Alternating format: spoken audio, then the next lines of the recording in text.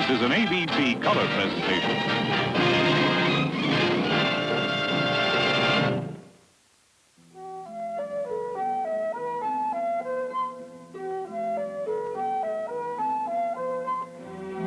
This is work, full-time and on a family scale, with everybody pitching in. It's a story that looks as though it could go on forever.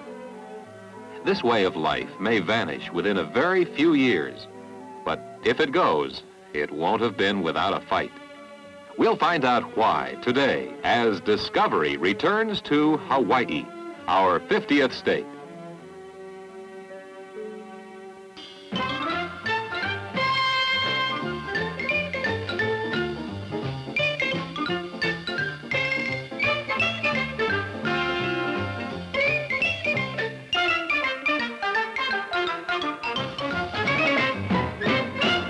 Discovery 69, the award-winning program for young people with Bill Owen and Virginia Gibson.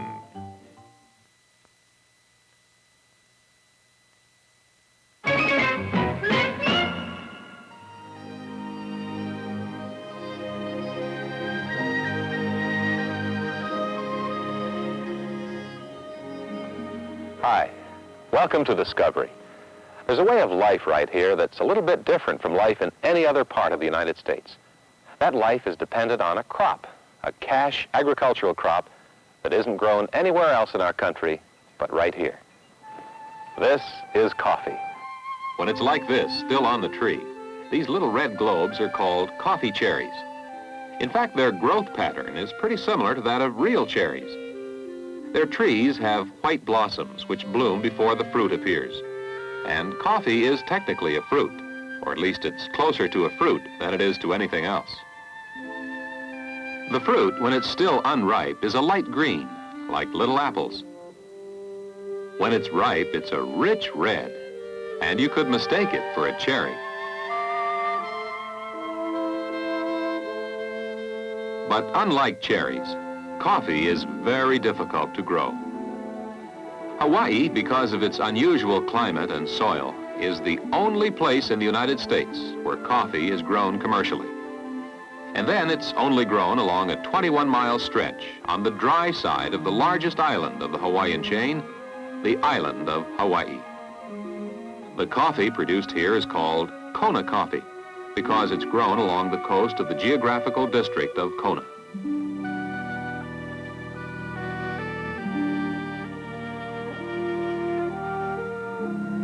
The area which produces Kona coffee is a small, compact region. There are really only the mountains and the slopes to the sea. The farmers are either Mauka, on the mountainside, or Makai, toward the sea. In between, there's a road, and on the road, 3 small towns which bleed into one another without very noticeable borders. They are Kainaliu, Kealakekua, and Captain Cook.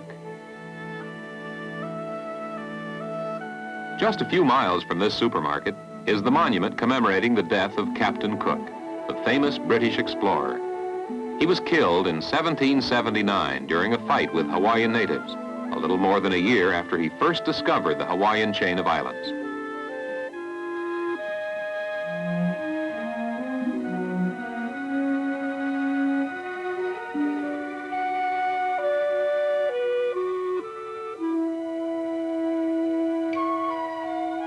The coffee growing activity is concentrated along these few miles of lava-filled mountains and coastline. The farms are generally small, and the families who work them have been here for generations.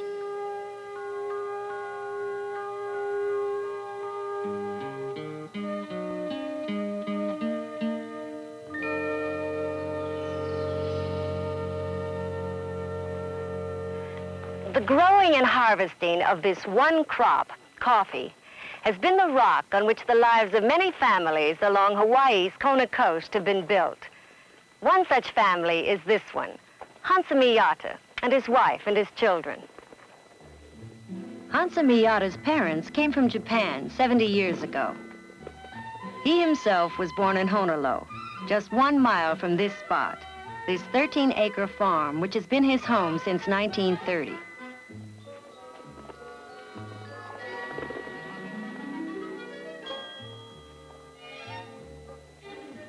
Hans's mother is 88.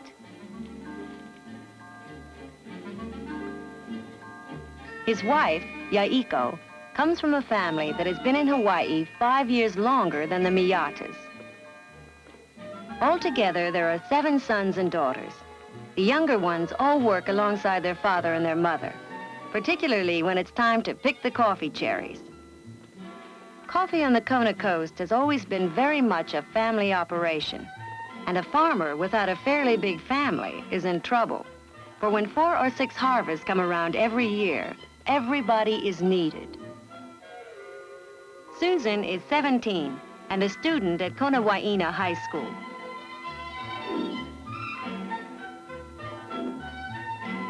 Jean is 13.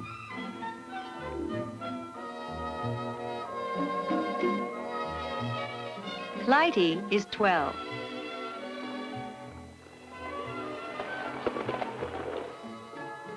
Gail is 11. Bruce is 8. He's the only boy in a family of 7 children. As the sole male member of the next Miata generation, special attention falls on him. This would be true anywhere, but perhaps even more strongly in a family with Japanese attitudes and traditions. He will inherit these 13 acres. He'll also inherit the way of life and the work that goes with the land.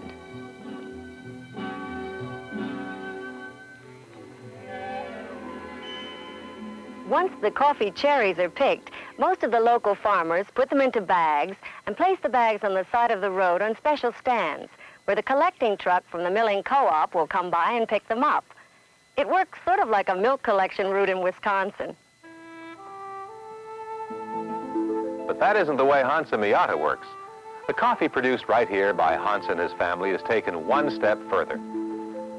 The Miatas turn out parchment coffee, and this is how it gets that way. The coffee cherry consists of an outer skin, a fleshy pulp, and 2 seeds. The coffee trade and the general public call them coffee beans, but they aren't beans, they're seeds. The seeds are flat on one side, and the pears grow with the flat sides facing each other. Each seed has 2 layers of protective matter. The inner layer is very thin and papery. It's called silver skin. Outside this skin, there's a tough parchment-like layer. And for this reason, the coffee, after the cherry skin and the pulp have been removed, is called parchment coffee. The Miata family pulps their coffee here at home.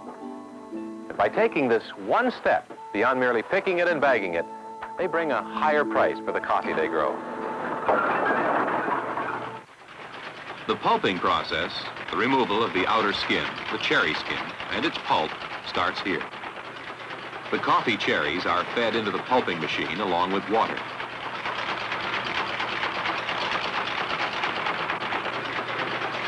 An enclosed conveyor with a series of small buckets inside carries them upstairs to the pulper itself.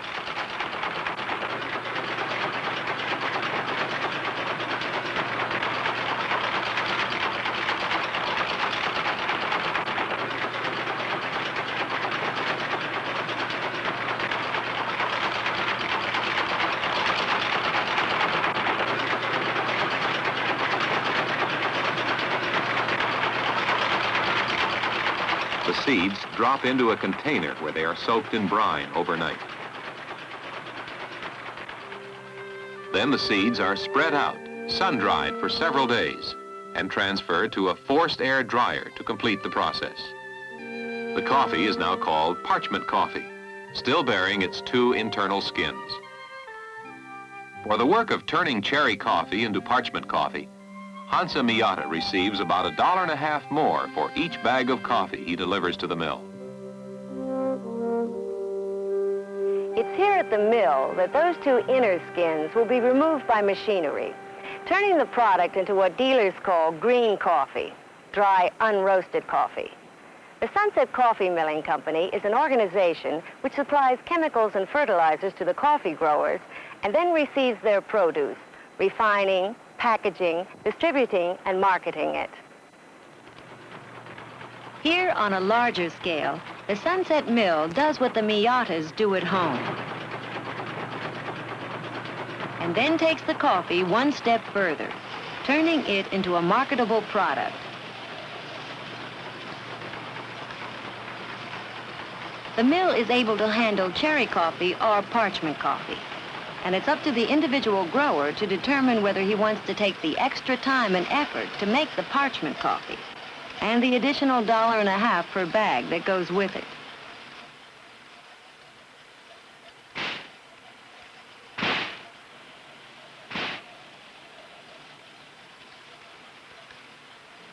Is it worth it? It's probably rather marginal. Some people say it's more trouble than it's worth.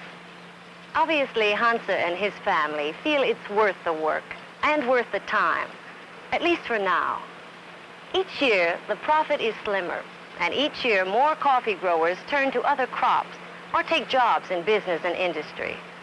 There's a very small, very personal industry here, and it's in some trouble.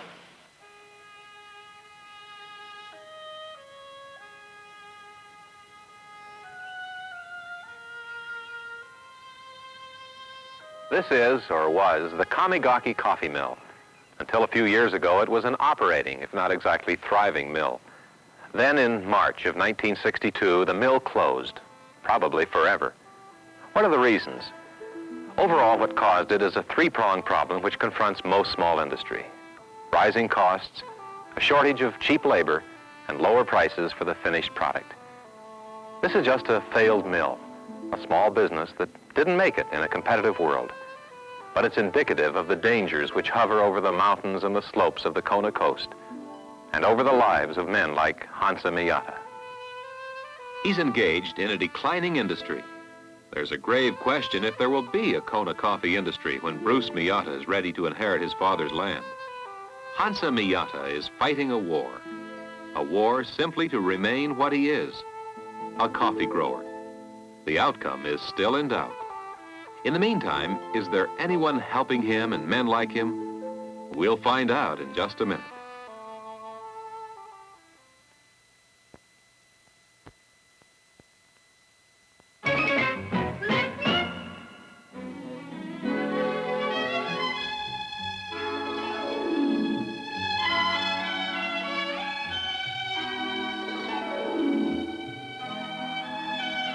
This is the University of Hawaii's Cooperative Extension Service at Kainaliu, one of those three little highway towns between the mountains and the sea. It's about a mile from Hansa Miyata's farm. And if Hansa has a problem, you can come here and check it out with the men of the university's College of Tropical Agriculture. Extension Supervisor John Iwani is holding one of the things university engineers develop in order to help farmers hang on a little longer, make a better profit out of their time and work, and, in short, remain farmers. It's called a coffee shaker, and it can be an adaptation of a car polisher, a weld saw, or an electric drill. In this case, the gadget started life as an electric chainsaw. Any hand-carryable machine will do, with the head removed and a clamp put in its place. A good coffee shaker should weigh between 8 and 15 pounds, so that it can be easily carried. It runs off a portable generator. The way the coffee shaker works in the fields is very simple. The clamp is attached to the vertical members of the tree's branches.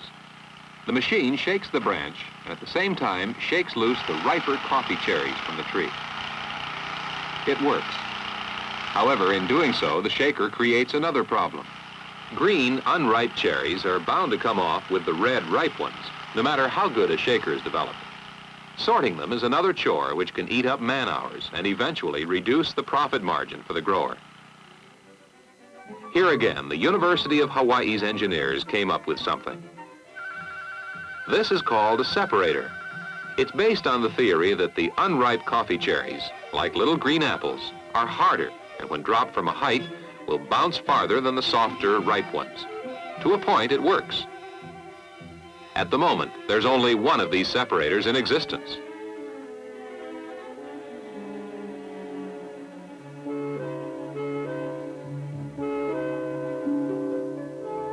There are 12 shakers still in the experimental stage. Which is best is still to be determined. Hansa goes home with the coffee shaker. He'll try it and come back to Mr. Iwani and report on it. This way, in this collaboration of theory, experiment, and application, the best possible mechanical aid will one day be arrived at. Will it be enough to make a great difference? Maybe, and maybe not. One of the university's engineers says, "I'm afraid we started 10 years too late." Maybe it's true, and maybe it isn't. But Hansa Miyata is too heavily occupied with the business of working to think much about theory. Meantime, everyone works, everyone helps.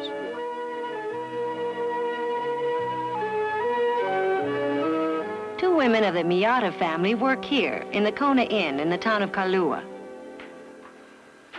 There was a time when women of Japanese background did not work in public. But that time is past, partly as a cultural change and partly as a concession to the altering structure of the coffee growers' lives. Judith is in the reservation office. Her mother, Yaiko, is a pantry assistant in the hotel kitchen.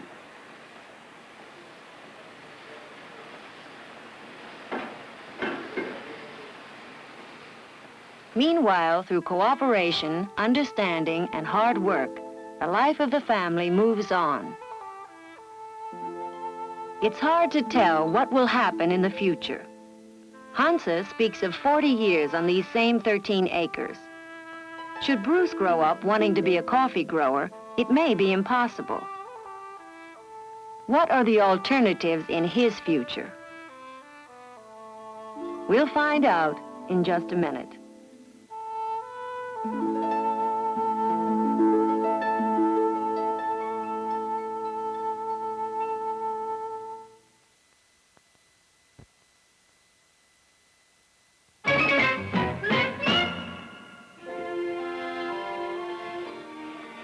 If coffee growers like Hansa Miyata are to survive, there are basically two paths to follow. They must alter the entire pattern and structure of their lives, or they must change their traditional way of farming. This man, Yash Taguchi, chose the first path. He is, like Hansa, the son of a full-time Kona coffee grower. And like Hansa, he still has the land, but now it's just a hobby, something to do on weekends. His real work is here. When Yash Taguchi gave up coffee growing, he became a local sales representative for a commercial manufacturer. Now he runs Kona Crafts, a rehabilitation center for vocational training of handicapped students and older people. Now, the closest his work brings him to coffee is the Kona coffee wood, from which the trainees make bookends and walking sticks.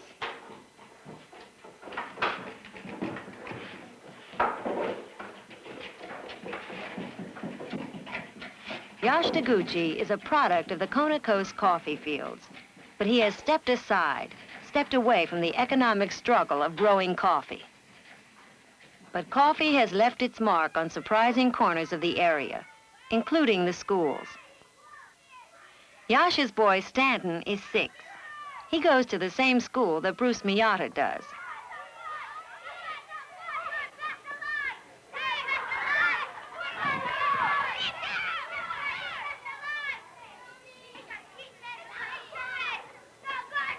The schools out here used to be run according to the seasonal growth of the coffee crop. They used to be on what everybody called coffee schedule. That meant that youngsters had their summer vacations, so-called, in the period between November and late January, in order to be out of school and able to work in the harvest when they were needed. And they were needed. Starting next season, there'll be 4 school terms, and parents can apply to have their children out during whichever one they desire. Growers with a late harvest can have their children out later in the school year. It's a variation on the old plan, and yet one more way in which the public community is trying to keep the Kona coffee growers in business a little longer.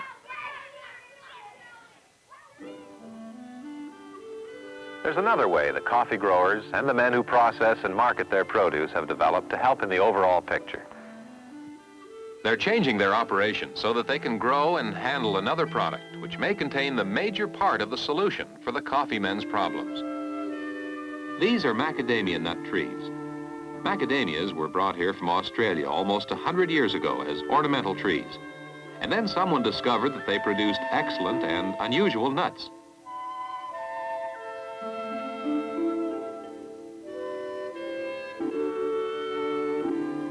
Coffee farmers, if they want to stay farmers at all, will, of necessity, switch to macadamia, now or in the near future.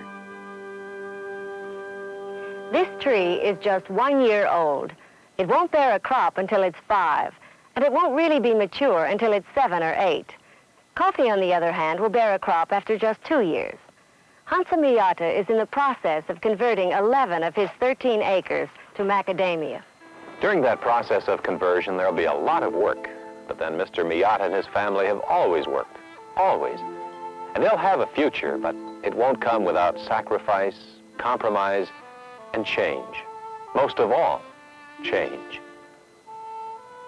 We'll be back in just a minute.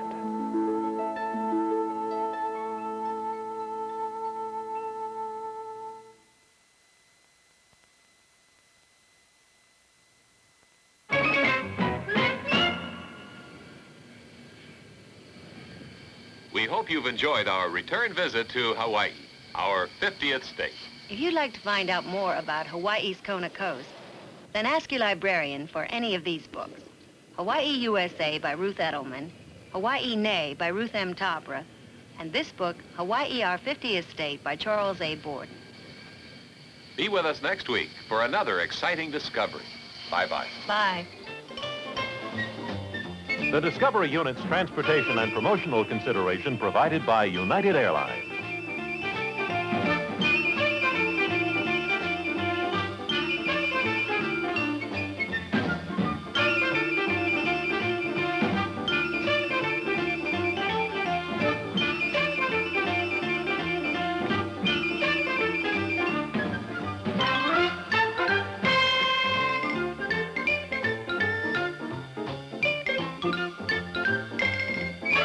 This has been a Jules Power production in association with ABC News.